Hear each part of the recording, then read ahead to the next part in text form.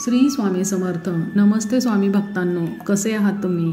आज मी तुम्हाला स्वामी भक्त चोळप्पा महाराज यांच्याबद्दलची कहाणी सांगणार आहे. तर चिंतोपंत टोळ हे स्वामींना सोलापूरहून अक्कलकोट येथे घेऊन येत असताना अक्कलकोटच्या वेशीवर खंडोबाच्या देवळात स्वामी शिरले. स्वामींना चिंतोपंत आपल्या घरी नेणार होते, परंतु स्वामी येत नाही म्हणून ते घरी निघून गेले. गाववेशीसमोरील फाटकाजवळील एका चौथऱ्यावर स्वामी बसले. त्यानंतर 3 दिवस स्वामी निराहार बसले व 4थ्या दिवशी त्या फाटकाचा रखवलदार अहमद अली खां म्हणून एका यवनाने स्वामींची भेट घेतली. हा वेडा येथे बसला असे समजून त्याची थट्टा करण्याचे त्या यवनाने ठरवले. त्याने स्वामींना विचारले, हुक्का पिता है? स्वामी म्हणाले, हां पिता हूँ. त्या यवनाने रिकामी चिलीम हाती देऊन हुक्का ओढायला स्वामींना सांगितले. स्वामींनी हुक्का ओढताच त्यातून धूर येऊ लागला. चिलीम रिकामी असून सुद्धा त्यातून जाळ येत आहे. हा चमत्कार पाहून हा वेडा नसून कोणी अवलिया असावा अशी त्याची खात्री झाली. त्याला स्वामी 3 दिवस उपोषित आहेत हे समजले, म्हणून कोणा ब्राह्मणाकडे नेऊन त्यांना भोजन द्यावे असे त्याच्या मनात आले. एका चोळप्पा नावाच्या ब्राह्मणाचे घर जवळच होते. त्याच्या घरी न्यावे का असा विचार तो यवन करीत होता. तोच चोळप्पा तेथूनच जात होता. स्वामींनी अरे चोळप्पा इकडे ये असे म्हणताच तो आला. तेव्हा स्वामी म्हणाले, अरे माझी ओळख विसरलास का? चोळप्पा मनात म्हणाला, हा कोणीतरी अवलिया आहे. माझे नाव त्यांना कसे माहिती? त्या यवनाकडून स्वामी उपाशी आहेत असे समजले व तो त्यांना आपल्या घरी घेऊन गेला. तो यवनही त्यांच्याबरोबर गेला. चोळप्पाने ताट आणून स्वामींपुढे ठेवले, पण ते जेवेनात.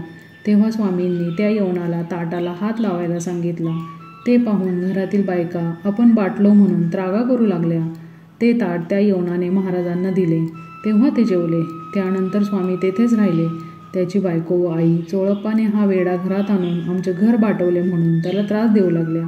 चोळप्पाची भक्ती मात्र दिवसेंदिवस वाढत होती. स्वामी आल्यापासून आपल्याला त्रास होतो असे आई म्हणाली. घरातील दाणा गाईला घालणे, घरात घाण करणे अशा बारीक सारी गोष्टी करून स्वामी त्यांची परीक्षाच पाहत होते. बायकोची कटकट चालूच होती. कृष्णाप्रमाणे अद्भुत चमत्कार स्वामी चोळप्पाच्या घरी करीत होते. घरातील माणसांना मात्र त्यांची ओळख पटली नव्हती. एकदा घरात जेवण करण्यासाठी धान्याचा कणही नव्हता. तेव्हा बायको म्हणाली, धनी आज जेवण नाही, 12 वाजले. स्वामींनी आज चूल का पेटवली नाही असे चोळप्पाच्या आईला विचारले. तेव्हा ती म्हणाली, स्वामी आज जेवण नाही, घरी डाळ तांदूळ काही नाही. तेव्हा स्वामी त्यांना म्हणाले, कशाला खोटे बोलता, घरात जाऊन बघा. असे म्हणताच त्या दोघी घरात जाऊन बघतात तो सर्व डबे धान्याने भरलेले होते. स्वामींच्या लीला वाढत होत्या. तसतसा घरच्या मंडळींचाही स्वामींवर विश्वास बसू लागला व ते परमेश्वर अवतार आहेत याची खात्री त्यांना झाली. अनेक लोक त्यांच्या दर्शनाला चोळप्पाकडे येत होते. ही वार्ता तेथील राजाच्या कानावर गेली व तो स्वामींचा भक्त झाला. पुढे राजाकडून चोळप्पाच्या घरी शिधा येऊ लागला. जेव्हा भांडी विकून चोळप्पा घर खर्च करीत होता तेव्हा स्वामी त्याच्याकडे जेवत, परंतु राजाकडून पैसे व शिधा येऊ लागला तेव्हा स्वामी गावात भक्तांच्या घरी जेवत असत. अशा विचित्र लीला करून स्वामी त्याची कसोटी पाहत होते. एकदा स्वामी जवळच्याच हासापूर गावी गेले. तेव्हा चोळप्पाही गेला, कारण आता भक्तीबरोबर तो स्वामींवर प्रेमही करू लागला होता.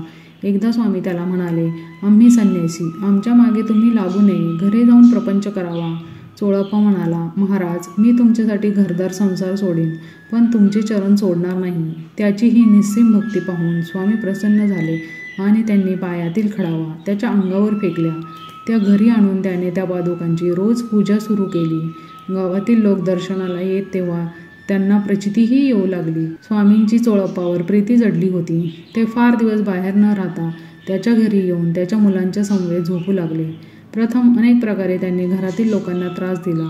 घरातील अन्न ते बाहेर नेऊन भिकाऱ्याला वाटत असत. अशा अनेक प्रकारे स्वामी आपल्या लीला ते चोळप्पाच्या घरी करीत होते. तसेच आपल्या लीलेने त्यांचे दुःखही ते हरण करून त्यांच्यावर प्रेम करत होते. एकदा चोळप्पाच्या घरात नथीची चोरी झाली. स्वामी चोळप्पाच्या पुतण्याला म्हणाले, अरे ती रडत आहे, तिची नथ दे पाहू. तो घाबरला. स्वामींना कसे कळले की नथ मी घेतली आहे हे त्याला समजेना. त्याने ती काढून दिली. बरीच वर्षे चोळप्पा महाराजांची सेवा करीत होता, परंतु स्वामी त्याच्या अधीन राहिले नाहीत. कधी कधी द्रव्य लोभामुळे त्याची सेवेतही दुर्लक्ष होत असायचे. तेव्हा माझेच खाऊन माझ्यावर फिरला असे स्वामी त्याला म्हणत असत. कृष्णप्पा नावाचा चोळप्पाचा मुलगा अक्कलकोटच्या मठात स्वामींची सेवा करीत असे. स्वामींचेही त्याच्यावर प्रेम होते. त्याला कोणी बोलले तर स्वामी त्याला दम भरीत असत. एकदा सुंदराबाई महाराजांच्या सेवेत आली. तिची वर्तणूक चांगली नव्हती. स्वामी चोळप्पाच्या हाताने जेवत असत, परंतु ती आल्यावर तो हक्क तिने स्वतःकडे घेतला. चोळप्पा एकटा दिवसभर स्वामींची सर्व कामे करून दमत असे. त्याला वाटले, ही बाई स्वामी सेवा करते म्हणून तिला आपण येथे ठेवून घेतले. तेव्हा स्वामी त्याला म्हणाले, चोळ्या, हिला ठेवू नको, ती तुझ्या डोक्यावर मिऱ्या वाटेन. चोळप्पाने त्यांचे बोलणे मनावर घेतले नाही. पुढे पुढे त्या सुंदराबाईचे प्राबल्य वाढू लागले. एकदा स्वामी राणीसाहेबांकडे गेले होते. त्यावेळी सुंदराबाई ही राणीसाहेबांकडे होती. एका भक्ताने स्वामींना चंद्रहार अर्पण केला होता. तो हार तिने शिपायाला आणायला सांगितले. तो हार त्याने आणून दिला नाही. त्यावेळी बाईने मोठे कारस्थान करून राणीसाहेबांजवळ चोळप्पाविषयी कान भरले व त्या चोळप्पाला स्वामींपासून दूर केले. स्वामींनी एके दिवशी अल्लक म्हणून झोळी पसरली, तेव्हा सर्व भक्तांनी त्यात पैसे घातले. बोलता बोलता 125 रुपये जमले. ती झोळी चोळप्पाच्या स्वाधीन करून स्वामी म्हणाले, तुझे ऋण फिटले बरं. त्यानंतर लवकरच चोळप्पाला राणीसाहेबांनी दूर केले. हे मनातून स्वामींना आवडले नाही, पण ते काही बोलले नाहीत, म्हणून चोळप्पाला वाईट वाटले. त्यानंतर चोळप्पा दर्शनाला येत असायचा, पण आता तो सेवेकरी नव्हता. स्वामींनी सांगितल्याप्रमाणे सुंदराबाईने त्याच्या डोक्यावर मिरी वाटली होती. तो स्वामींसमोर येई तेव्हा बाकीचे सेवेकरी त्याला कशाला हात लावू देत नसायचे. तेव्हा एकदा स्वामी सेवेकऱ्यांना म्हणाले, अरे तुझ्या बापाचे काय जाते. आता स्वामींच्या देखत शिपाई चोळप्पाला काही बोलत नसत, पण नंतर त्याला त्रास देत असायचे, कारण आता मठाचा सर्व कारभार राणीसाहेबांच्या हाती होता. बरेच दिवसांनी चोळप्पा स्वामींना दिसला तेव्हा ते त्याला म्हणाले, चोळ्या, शेत तुझे असताना तू काय येत नाहीस. तेव्हा तो म्हणाला, शिपाई लोक मला त्रास देतात. स्वामींच्या कृपेने चोळप्पा आता सधन झाला होता. पुत्रादी संतती असून तो घरी संसारात राहू लागला, परंतु त्याचे मन स्वामींकडे लागलेले होते.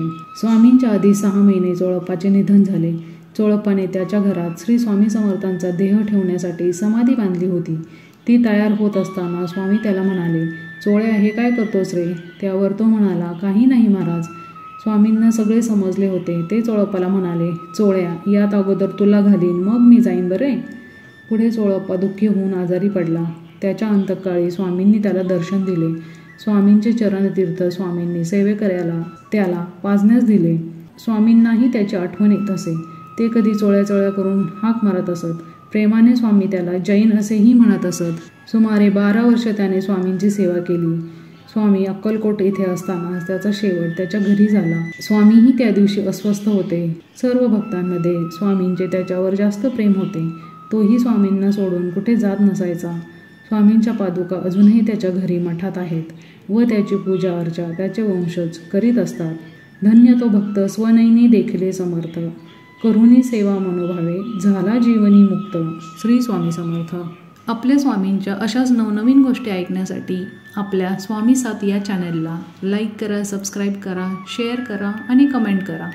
श्री स्वामी समर्थ.